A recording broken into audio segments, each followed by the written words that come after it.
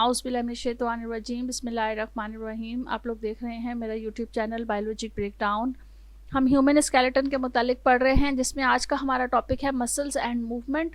Muscles and movement के बारे में हम पढ़ेंगे कि मसल्स किस तरह से मूव जो है वो करते हैं। लेकिन इसको पढ़ने से पहले हमें कुछ टर्मिनोलॉजीज़ का पता होना बहुत ज़रूरी है। तो इस पैराग्राफ में हम इन टर्मिनोलॉजीज़ के बारे में पढ़ेंगे कि ओरिजिन किसे कहते हैं, फ्लेक्शन किसे कहते हैं, इंसर्शन, फ्लेक्सर, एक्सटेंसर, इन सब की जो है वो डेफिनेशन क्या है। When a muscle contract, one end normally remains stationary while the other end is drawn towards it. जब भी मसल्स कॉन्ट्रैक्ट होते हैं यानी खिंचते हैं तो नॉर्मली जो है वो उसका एक एंड जो है वो स्टेशनरी रहता है, यानी वो अपनी प्लेस पर ही रहता है, वो हरकत नहीं कर रहा होता है। जबकि जो दूसरा एंड होता है वो उसको ड्रॉ कर लेता है। ड्रॉ का मतलब कि वो मूव कर रहा होता है अपनी तरफ, या कॉन्ट्रैक्ट का मतलब है कि वो क्या सुकड़ रहा होता है। The end of muscles which remain stationery is called origin. अब मसल का वो एंड जो कि हरकत नहीं कर रहा होता है, स्टेशनरी यानी कि वो हालत सुकून में होता है, उसे ओरिजिन कहा जाता है। And it is attached with some immovable bone. और वो किस जगह पर अटैच होता है, वो ऐसी जगह पर अटैच होता है जो कि इमूवेबल बोन होती है, यानी वो बोन मूव नहीं करती है, जिसकी वजह से वो मसल भी जो है वो मूव नहीं कर रहा होता है। Other end of muscles is attached with a movable bone. और जो दूसरे एंड मसल का जो दूसरा एंड है वो ऐसी बोन के साथ अटैच होता है जो कि मूवेबल बोन होती है, यानी वो हरकत कर रही होती है। और उस पॉइंट को मसल्स जिस पॉइंट पर मूवेबल बोन के साथ अटैच होता है उस पॉइंट को इंसर्शन कहते हैं। तो यहाँ दो टर्मिनोलॉजीज क्लियर हुई हमें, ओरिजिन और इंसर्शन। ओरिजिन क्या था? ओरिजिन वो प्लेस थी, वो जगह थी जहाँ पर मसल्स जो है वो किसी ऐसी बोन के साथ अटैच है जो कि मूव नहीं करती है, और वो मसल्स भी जो है वो मूव उस जगह से मूव नहीं करता है। जबकि मसल्स का जो दूसरा एंड है वो एक ऐसी बोन के साथ अटैच है जो कि मूव कर रही होती है, और वो मसल्स भी उस बोन की मूव करने की वजह से वो मसल भी मूव करता है। उस प्लेस को, उस जगह को इंसर्शन कहा जाता है। Every muscle has its on origin and insertion. Her muscle जो है चूंकि वो बोन के साथ अटैच है तो उसका अपना एक ओरिजिन और अपना एक इंसर्शन है। Bending of the bone eight joint is called flexion. अब ये फ्लेक्शन जो है वो टर्मिनोलॉजी आप लोगों को क्लियर होनी चाहिए कि बेंडिंग ऑफ बोन, जब बोन बेंड कर रही होती है, जब बोन मुड़ रही होती है, तो वो जो जिस जॉइंट से मूव कर रही होती है या बेंड कर रही होती है उसे फ्लेक्शन कहा जाता है। And the muscles that causes this movement is called flexor. और जिस मसल्स की वजह से वो बोन मूव कर रही होती है या बेंड कर रही होती है उस मसल को फ्लेक्सर कहते हैं। ठीक है, तो यहाँ जो bending of the bone eight joint, वो बोन जो कि बेंड कर रही होती है जिस जॉइंट से, उस जगह को फ्लेक्शन कहा जाता है और उस मसल को फ्लेक्सर कहते हैं। Strengthening of the bone eight joint is called extension. Strengthening क्या है? एक प्रोसेस होता है कॉन्ट्रैक्ट होना, सुकड़ना, और एक प्रोसेस होता है फैलना। तो अगर तो कॉन्ट्रैक्शन हो रही है तो हम उसको जो है वो उसकी दूसरी टर्मिनोलॉजी से इस्तेमाल कर रहे होते हैं। यहाँ पर वो क्या कह रहे हैं? स्ट्रेंथनिंग। स्ट्रेंथनिंग का मतलब एक बोन जो है वो फैल रही है, वो अपने आप को स्ट्रेंथ में लेकर आ रही है। Eight joint is called extension. और जिस जगह वो जॉइंट मौजूद है जहाँ पर स्ट्रेंथनिंग हो रही है उस प्लेस को जो है वो एक्सटेंशन कहा जाता है। And the muscles that causes this movement is called extensor. और वो मसल्स जो कि इस एक्सटेंशन की वजह से इस एक्सटेंशन का सबब बन रहा है उस मसल को एक्सटेंसर कहते हैं। तो यहाँ हमें फ्लेक्सर और एक्सटेंसर के बारे में पता चला कि जब कॉन्ट्रैक्शन हो रही है यानी जब बेंडिंग हो रही है तो जो मसल्स है जो इस बेंडिंग में इन्वॉल्व हो रहा है उस मसल को फ्लेक्सर कहते हैं।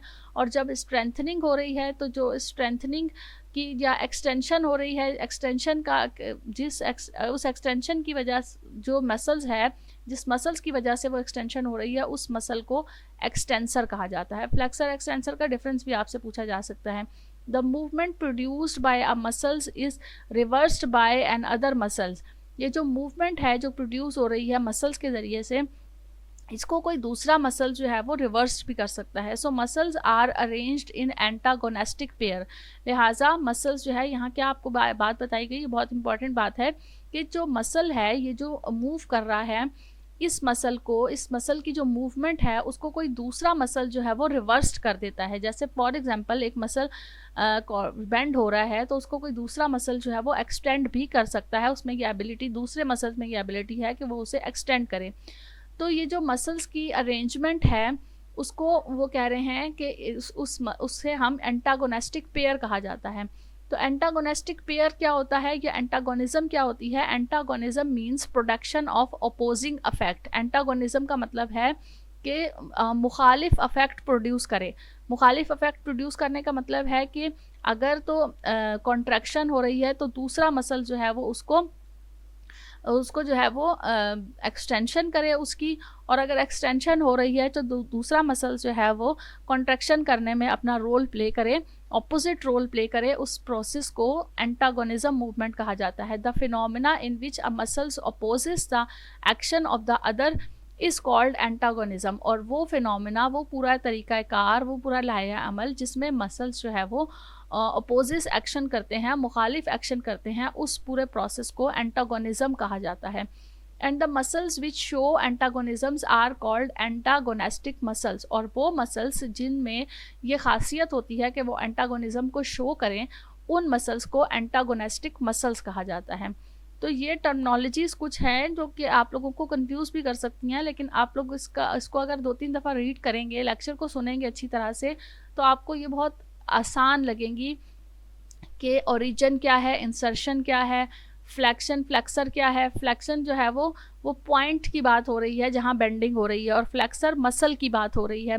एक्सटेंसर जो है वो उन मसल्स की बात हो रही है जो मसल्स जो है वो एक्सटेंशन करने में हेल्प आउट कर रहे हैं। फिर एंटागोनिज्म बात हो रही है उन पेयर्स ऑफ मसल्स की जिसमें जो है वो ऑपोजिट एक्शन प्रोड्यूस होता है। एक मसल एक एक्शन कर रहा है तो दूसरा उसके ऑपोजिट एक्शन कर रहा होगा, तो उसको एंटागोनिज्म कहा जाएगा। और फिर अगर उन मसल्स की हम बात करें कि वो मसल्स जो कि ऑपोजिट एक्शन परफॉर्म कर रहे हैं, उन मसल्स को एंटागोनिस्टिक मसल्स कहा जाता है। ज्वाइंट इन एक्शन, अगर हम इन एक्शंस के इन जॉइंट्स के इन एक्शन को पढ़ें कि ये एक्शन परफॉर्म कैसे करते हैं, मतलब इनके अंदर कैसे जो है वो ये मूवमेंट हो रही होती है, तो हम एल्बो की एग्जांपल लेंगे। The elbow is a joint between bones of upper and lower arm. हमारा जो आर्म है उसमें हम उसको डिवाइड कर देते हैं अपर आर्म और लोअर आर्म में, और उसके दरमियान में क्या मौजूद होता है? एल्बो मौजूद होती है, जो कि जॉइंट होता है अपर और लोअर आर्म के दरमियान में। The muscles responsible for the movement are biceps and triceps। तो जो मसल्स इस मूवमेंट में हिस्सा ले रहे होते हैं उनको हम बाइसेप और ट्राइसेप्स कहते हैं। Bicep muscles lies in front of the humerus. It is upper and has 2 tendons, so it is called biceps। Bicep muscles कौन से मसल्स होते हैं, कहाँ मौजूद होते हैं? ये ह्यूमरस के फ्रंट पर। ह्यूमरस क्या होता है? हमारा जो अपर आर्म होता है उसका जो फ्रंट सामने वाला जो हिस्सा होता है, वहाँ पर जो मसल्स मौजूद होते हैं वो बाइसेप्स मसल्स होते हैं। और इसका जो अपर एंड है, यानी जो इसका ऊपर वाला हिस्सा है, वो उसमें जो है वो 2 टेंडन्स मौजूद होते हैं। So it is called biceps having origin on the shoulder blade. लिहाजा हम ये क्या कहेंगे कि बाइसेप का जो ओरिजिन है, यानी जहाँ पर ये मसल्स अटैच हैं, वो शोल्डर ब्लेड के ऊपर मौजूद हैं। यानी जो उसका ओरिजिन है वो क्या है? शोल्डर ब्लेड है। आप इजी लैंग्वेज में आप इसको ऐसे समझ लें कि हमारा जो अपर आर्म है वो शोल्डर के साथ हमारा अटैच है। तो अपर आर्म के जो मसल्स हैं वो भी हमारे किसके साथ अटैच हैं? शोल्डर के साथ अटैच हैं। तो बाइसेप का जो लोअर एंड है वो हैज़ अ सिंगल टेंडन, उसमें एक ही टेंडन मौजूद होता है अटैच टू द रेडियस। और वो किसके साथ अटैच होता है? वो रेडियस के साथ अटैच होता है। Triceps muscles lies behind the humerus. और अभी हमने यहाँ तक जो बात की ना, वो हमने बाइसेप्स मसल की बात की। तो आप इस डायग्राम में पहले इसको क्लियर करें कि ये हमारे बाइसेप्स मसल हैं, ठीक है, जो ह्यूमरस का जो हमारा फ्रंट वाला जो हमारा हैंड है वहाँ पर मौजूद हैं, और ये टेंडन के साथ अटैच हैं। यहाँ शोल्डर है हमारा, और इस शोल्डर के साथ जो है वो ये बाइसेप्स मसल्स अटैच हैं। उसके बाद जो यहाँ पर इसका दूसरे एंड पर ये बाइसेप्स मसल अटैच हैं, वहाँ पर जो है वो सिंगल टेंडन मौजूद है। यहाँ पर डबल टेंडन है और यहाँ पर जो है वो सिंगल टेंडन मौजूद है और ये रेडियस के साथ, ये रेडियस है, ये रेडियस बोन है, इसके साथ जो है वो ये मसल्स अटैच हैं। अब आप आ जाएं ट्राइसेप्स मसल्स की तरफ। Triceps muscles lies behind the humerus. Triceps muscles जो हैं वो ह्यूमरस के, ये वाली जो ह्यूमरस बोन है इसके बैक पर मौजूद होते हैं, पीछे मौजूद होते हैं। It has its origin on the shoulder blade and humerus. इसका भी जो ओरिजिन है वो क्या है, ये इस जगह पे शोल्डर ब्लेड है, यानी ये मसल्स इस शोल्डर ब्लेड के साथ अटैच हैं, ये इसका ओरिजिन है। इट ओरिजिन हैज़ 3 टेंडन्स, और इसके जो टेंडन्स हैं वो कितने हैं, 3 हैं। हेंस द नेम ट्राइसेप, जिसकी वजह से इसका नाम ट्राइसेप रखा गया है, और इसके टेंडन्स 2 हैं जिसकी वजह से इसका नाम बाइसेप रखा गया है। बाई का मतलब होता है 2 और ट्राई का मतलब होता है 3। Hence the name tricep. Its lower end continues as a single tendon inserted on the ulna, और इसका जो दूसरा एंड है वो कंटिन्यूस होकर यहाँ अल्ना के मुकाम पर, इस जगह पर, इस पोजीशन के ऊपर इसके साथ अटैच होता है, और ये सिंगल टेंडन होता है, यहाँ पर एक ही टेंडन मौजूद होता है। An elbow joint bicep is a flexor muscles and tricep is an extensor muscles. Elbow joint पर जो bicep है, ये जो bicep है ये फ्लेक्सर मसल्स है, और जो ट्राइसेप है वो एक्सटेंसर मसल्स है। हमने फ्लेक्सर मसल्स और एक्सटेंसर मसल्स को पढ़ा के उसका जो फ्लेक्सर मसल्स है वो क्या होता है और एक्सटेंसर मसल क्या होता है। तो एल्बो का जो जॉइंट है वहाँ पर जो फ्लेक्सर मसल्स है वो ट्राइसेप हैं, और जो एक्सटेंसर मसल जो फ्लेक्सर मसल्स हैं वो बाइसेप्स हैं, और जो एक्सटेंसर मसल्स हैं वो ट्राइसेप्स हैं। The contraction of the biceps causes the forearm to pulled upward. अब ये जो हमारे हाथ की जो मूवमेंट हो रही होती है, हाथ नहीं हमारा बाजू जो है उसकी जो मूवमेंट हो रही होती है, उसकी मूवमेंट में कॉन्ट्रैक्शन भी होती है और एक्सटेंशन भी होती है। तो इन दोनों प्रोसेस को यहाँ पर जो है वो डिस्कस किया गया है कि अगर कॉन्ट्रैक्शन हो रही है बाइसेप की, यानी ये जो हमारा ह्यूमरस पे जो मसल है यहाँ पर इस जगह पर, ये इस जगह कॉन्ट्रैक्शन हो रही है, बाइसेप मूवमेंट की कॉन्ट्रैक्शन हो रही है बाइसेप मसल्स की, तो उसकी वजह से फोर आर्म जो होता है वो हमारा पुल हो जाता है अपवर्ड। ये जो हमारा फोर आर्म है, ये सामने वाला जो आर्म है, ये हमारा कहाँ पुल हो जाएगा, अपवर्ड, ऊपर की तरफ जो है वो पुल हो जाएगा। और इसी तरह से flexion of elbow is possible only when the triceps muscles relax. और फ्लेक्शन कब होगी, जब ट्राइसेप्स मसल्स जो है वो रिलैक्स होंगे। ये ट्राइसेप्स मसल हैं, ये क्या हो जाएंगे, रिलैक्स हो जाएंगे। यानी ये दोनों मसल्स आपस में एक दूसरे के ऑपोजिट वर्क कर रहे हैं।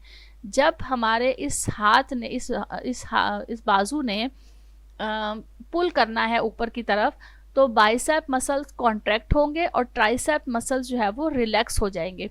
This flexion of elbow is possible only when the tricep muscles relax at the same time as the biceps contract. तो यहाँ यही बात बताई गई कि ये जो फ्लेक्शन है, यानी ये जो मूवमेंट है इस बाजू की, ये सिर्फ उस टाइम पर होगी जब बाइसेप मसल्स कॉन्ट्रैक्ट हो रहे हैं, तो उसके साथ ट्राइसेप मसल्स जो है वो रिलैक्स हो जाएं। इसी तरह से अगर हम कॉन्ट्रैक्शन की बात करें, the contraction of triceps and relaxation of the biceps bring about extension of the four arm.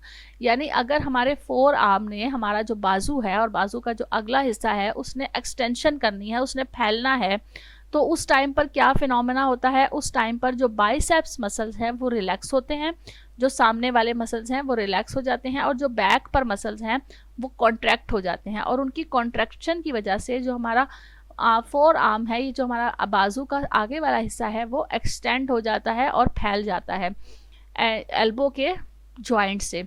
तो इस मूवमेंट को, जिसमें दो मसल्स आपस में एक दूसरे के ऑपोजिट मूवमेंट कर रहे होते हैं और उस मूवमेंट की वजह से हमारे बोन्स की मूवमेंट हो रही होती है, ऐसी मूवमेंट को एंटागोनिज्म मूवमेंट कहा जाता है, जिसमें एक मसल रिलैक्स हो रहा है और दूसरा कॉन्ट्रैक्ट हो रहा है, और यहाँ पर एक मसल कॉन्ट्रैक्ट हो रहा है तो दूसरा रिलैक्स हो रहा है।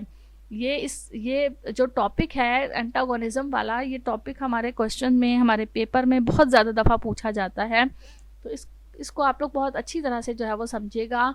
आप लोगों को मैंने कोशिश की है कि मैं सही तरीके से आप लोगों को इसके कॉन्सेप्ट दे सकूं, हर टर्मिनोलॉजी को जो है वो एक्सप्लेन कर सकूं। जब आप लोगों को टर्मिनोलॉजीज़ का पता चल जाएगा कि ओरिजिन क्या है और जो है वो बाइसेप्स किसे कहते हैं, बाइसेप क्यों कहते हैं इसको, टेंडन क्या है, ट्राइसेप्स क्यों कहते हैं इसको, कॉन्ट्रैक्शन किसे कहते हैं, रिलैक्सेशन किसे कहते हैं।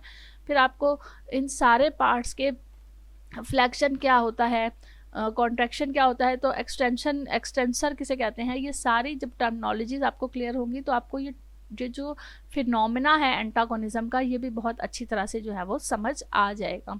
तो इसमें यही चीज़ एक बेसिक जो इसका सेंट्रल आइडिया है वो यही है, ये कि आप लोगों को ये समझना है इसमें कि दो तरह के मसल्स हैं, और ये दो तरह के मसल्स जो हैं इनमें ऑपोजिट मूवमेंट हो रही है, और इनकी ऑपोजिट मूवमेंट की वजह से बॉडी का कोई भी पार्ट जहाँ पर ये मसल्स मौजूद हैं, जैसे कि हमारे बाजू में मौजूद हैं या हमारी टांगों में अगर मौजूद हैं, तो वहाँ पर जो एक्सटेंशन और कॉन्ट्रैक्शन होनी होती है वो इन मसल्स के ऑपोजिट मुखालिफ मूवमेंट करने की वजह से जो है वो होती है।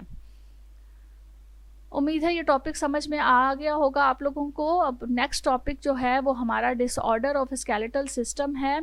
साथ रहिएगा ताकि हम अपने नेक्स्ट टॉपिक को भी बहुत अच्छी तरह से जो है वो समझ सकें। डिसऑर्डर्स जो है वो बहुत इंपॉर्टेंट हैं कि क्या क्या डिसऑर्डर्स हो सकते हैं हमारे स्केलेटन सिस्टम के अंदर, और उनको कैसे जो है वो क्योर किया जा सकता है। नेक्स्ट टॉपिक में हम मिलेंगे। Thank you so much. अल्लाह हाफिज़।